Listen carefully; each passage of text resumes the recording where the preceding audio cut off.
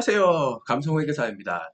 민진 씨가 가지고 있는 어도 주식 중에 13.5%는 올해 11월부터 하이브에 팔아버릴 수 있습니다. 이거를 풋 옵션을 행사한다고 얘기를 하는 거죠. 민진 씨가 가지고 있는 주식을 미리 얘기된 가격에 팔아버릴 수 있는 거죠. 민진 씨가 기자회견에서 얘기한 이 1000억을 어차피 가지고 있다는 게 이거를 얘기하는 겁니다. 그런데 이거를 하이브가 못하게 막아버릴 놀라운 방법이 있습니다. 아, 참, 그리고 이 13.5% 외에 민진 씨가 가지고 있는 나머지 5%는 29년에 회사 소속일 때 이제 실행을 할 수 있는 거니까 우선 이거는 현실적으로는 그때까지는 회사 다니기 힘들 것 같아서 요거도 이른 거라고 봐도 될 것 같고요. 그래서 우선 이거 하나만으로도 하이브는 우선 크게 이익을 본 거죠.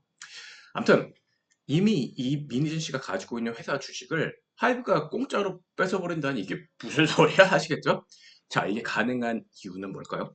자, 우선 이번 임시 주주통회를 통해서 하이브는 어도어의 이사회 인원을 싹 다 본인들 입맛에 맞는 사람들을 바꿔버릴 겁니다. 그리고 그 바뀐 이사들로 구성된 이사회에서 이제 다음에 이제 이사 회의를 진행을 하게 될 거죠.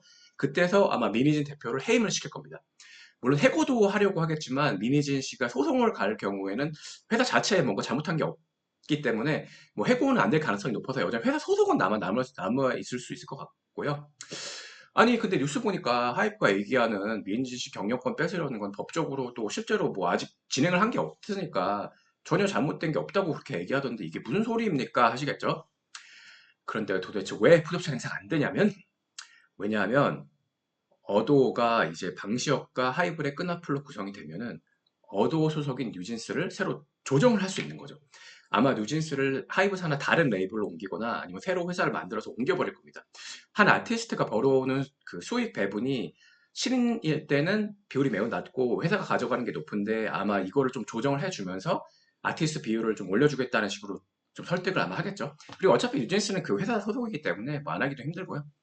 자, 그리고 난 뒤 하이브는 어도라는 회사를 공중 분해시켜버릴 겁니다.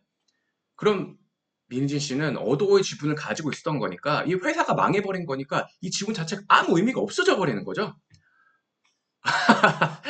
아니 사람들이 도대체 왜 뉴진스가 컴백한 이 중요한 시기에 갑자기 이런 걸 터트리나라고 얘기를 하잖아요. 이거는 하루라도 빨리 이 모든 계획을 실행에 옮기려면은 빨리빨리 해야 되기 때문인 거죠.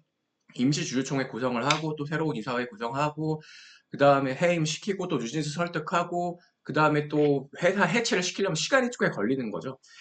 이거를 다 민희진 씨가 이제 풋옵션 행사할 수 있는 게 11월이니까 그 전까지 다 맞춰야 되기 때문에 이번에 뉴진스 컴백하는 이런 중요한 시기임에도 불구하고 정말 최악의 시기라도 어쩔 수 없이 빨리 이렇게 이걸 진행을 하게 되게 된 거죠. 아니, 그런데 아무리 그게 가능해도 실제 상황을 보면 이건 사기 거의 조작이잖아요. 근데 이게 말이 됩니까? 하시겠죠. 물론 이거는 이제 변호사들의 영역이고 한데, 하지만 분명히 그 하이브는 경영 효율성 혹은 이런저런 합당한 이유를 분명히 만들어낼 거고, 그리고 민희지 씨는 분명히 이제 소송을 걸어서 이제 법정 다툼으로 가기는 가겠죠.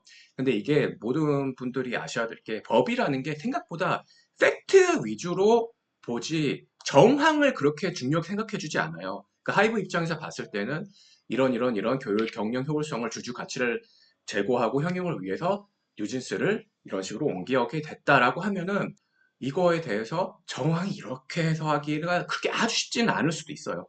하이브와 방시혁이 정말 소위 그 나쁜 계저씨로 될 수도 있겠죠.